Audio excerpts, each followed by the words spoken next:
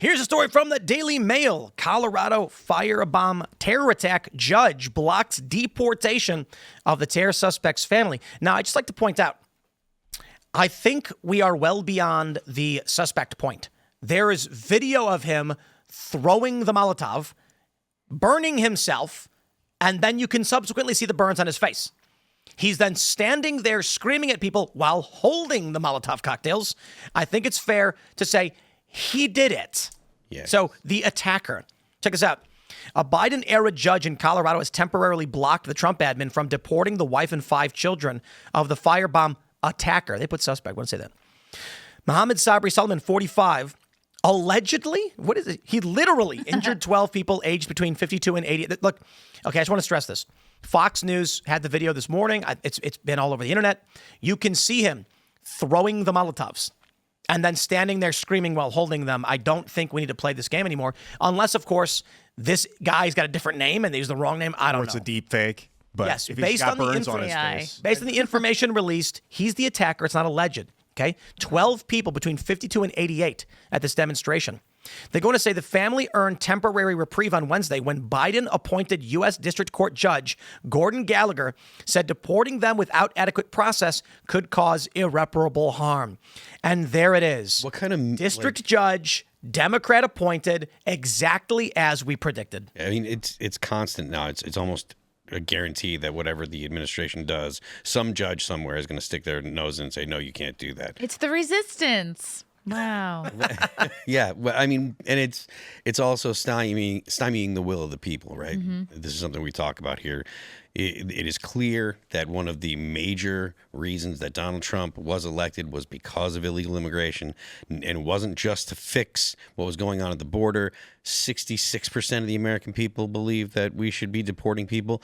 If you're going to stand up and defend a dude's family who had just committed a terrorist attack, you're gonna screw more Democrats worse. Yeah, who do you think was buying Molotov cocktail ingredients at the store?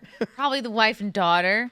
You know? And he was playing this for a year, and he said because of his immigration status, he couldn't get actual weapons, so that's why he made these. And again, it's their visas.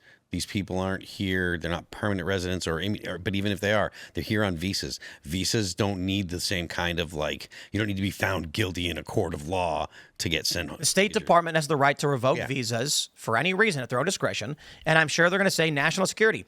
This is the family of a known terrorist. Not only are they a potential national security threat, but they're not going to be safe here either. For the sake of stability, just send them out. Wait, was that breaking news? Just happened? Yeah. We'll pull that one up. Oh, look! It literally just popped up on the screen right now. Ooh. Yeah, exactly. Yeah. We'll grab that one next. Wow, from 19. Oh, good. Okay, travel ban, Trump travel ban. We're looking at that's Trump travel ban. We'll jump to that next. Yeah, but regarding this one, is the family? You said they're here on visas. Yeah. They're all here legally on visas, and he's also. Oh, here we don't know if legally it's on legal. But he was here illegally. Oh, he was. He overstayed his visa and then petitioned the Biden administration, and they gave him some kind of temporary reprieve. Okay. And the youngest daughter, just graduated high school. Yeah. He was waiting. So she's probably, he probably got his family out of, Egypt 10 years ago or whatever, because that's when there was all the chaos in the middle in Egypt. So while she's throwing her cap in the air at graduation, he's throwing the Molotov cocktail. Yeah, right. Exactly. Why would the family get deported? I don't understand this. Why? Because he's a terrorist, and because they probably share the sentiment. They're terrorist adjacent. But if someone does something that's terrorist, and then do you deport their cousin too, who lives down the block? They're why on not? visas. Who's also on a visa? Because they're on visas, I say yes. Anybody related to a guy that did if they're on a visa. Oh, guilt by association. No, it works though. It doesn't matter. It doesn't matter. They're on visas. They're guests, and we're not obligated to just let whoever wants to come into the United States come into the United States. We're not. Or to let them stay. Yeah, you're not. Gotta go. Goodbye. Again, these people aren't citizens. I'm not saying we should do anything to American citizens, but if you're on a visa and you do this kind of stuff, you break our laws, your family should go as well. Yes. See you later. We don't need to have... Being here is a privilege. Yeah, being here is a privilege. But it's just general national security threats. This guy committed a terror attack. His family is here. They are at risk. They are also a potential national security risk. There's just no argument. It's like, okay, it's going to be better off for everybody if we just send them back home. Hey, you want to keep the family together anyway. I mean, you don't want to send Right. Exactly. Keep the family together. Send them all back home. Keep each other company. You can all sit together. Send them back In Egypt. Yeah. Yeah, I Is that not what you were Hosni saying? Mubarak? No, I am saying like it's better that them all home. I mean, splitting them in half is not a good way to do it, but sometimes it's the only way to do it. Like Well- if the father does some crime, you throw him in jail. You're like, sorry, we got to split up the family. The criminal has to go to jail. But for them just to know the guy or be like the kids. Well, the then kids, he's just just imagine- doing yes, the crimes. kids. What's that? I think the move was clearly get Democrats to defend the terrorists in some way. Yeah. To make them look even worse. And now they have no choice. A district judge is allowing them to stay. So all of your liberal pundits are either going to say nothing and ignore the story because there's no easy out, or they'll walk right into the trap and say, it's a good thing that these people are allowed to stay. And then Trump's going to come on and say, now they're defending the terrorist and his family. Yeah, this guy, he did he kill people? The firebombs? Did they kill people? No, interestingly, it was reported that he was charged with murder, but then the reports changed. That it was attempted murder. Wow. So they didn't release initially the reports on the condition of the victims, but they said it was reported far and wide, media all over the place. He was being charged with murder. Then later they said actually attempted murder. So I don't know. I think what they got wrong. he threw them, he yelled out something like "unalive all Zionists" or something like that. That would be in character, I think. Yeah. You know, I don't know exactly what he said, but it sounds like the kind of thing that he would say, considering some of the other things that he said. The video that he made of himself, you know, denouncing Israel and talking about jihad. Oh yeah. He made a video. He had a letter, a hidden letter for his family or something. Yep. And he specifically said it was, you know, he was engaging in jihad. So like you can say that it's about anti-Semitism, but it's not just about anti-Semitism. Does he have a TikTok? Where were the videos posted? I think he might have a TikTok. I'm not sure, to be honest with you. But there was reporting on it. I saw it on the Daily Mail, I believe. But yeah, I mean, so he's made it clear what his motivation was. What is this set a precedent for someone that's just here illegally, but their family's all here on visas, but the guy who happens to have overstayed his visa gets deported, so we deport the whole family, even though it wasn't a violent crime? Oh, what? I'm wondering if that's going to happen. Yeah, you put your family in jeopardy when you do dumb stuff like that. I mean, It's a good thing. But civilly you don't. If you commit a crime, your family doesn't go to jail for it. If you're a citizen. No, but the visas are all conditional, and I think it is good that we say, hey, we're letting you guys come here as a family. Here are your visas. But if someone in your family commits any kind of criminal offense, we are under no obligation to let you stay here. There are two reasons why it's good. One, it shrinks the total number of people that are here on visas.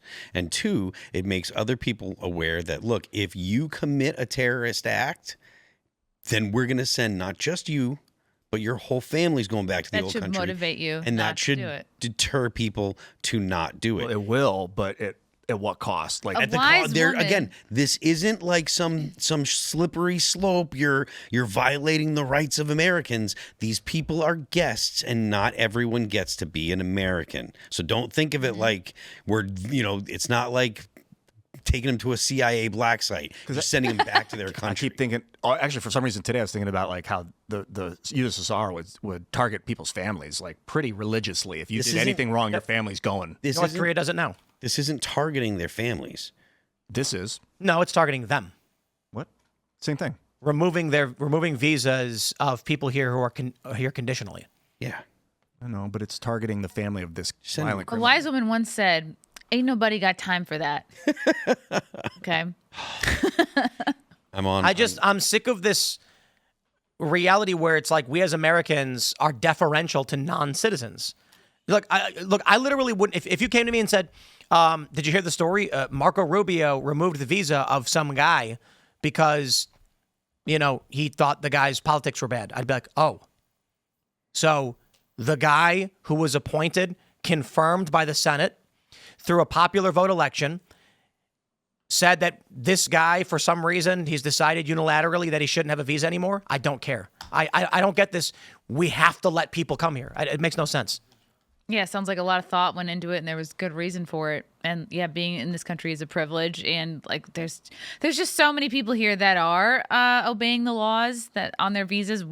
That's not that doesn't set a good example for the people that are here on visas that are not causing trouble, not doing crimes. So The whole send us you're tired, you're sick, you're hungry, you're poor. That We're done with that. Yeah, we are. We've been doing that for too many years. I think you're all right. That's exactly the point I was going to make, is that made a lot of sense when we were a growing country that needed immigration to build up our populace. We don't need that anymore. And people It's were not cyber coming warfare. to America to do crime. They actually wanted to like create a family, build Yeah. themselves up, like have a legacy. It wasn't like now where like the illegals come, they send all their money back home, or they like throw Molotov cocktails at people. Digital money transfer. Like, yeah, digital money transfer didn't exist in 1790. or whatever. Remittances, they call that, right? Is that remittances? Yeah.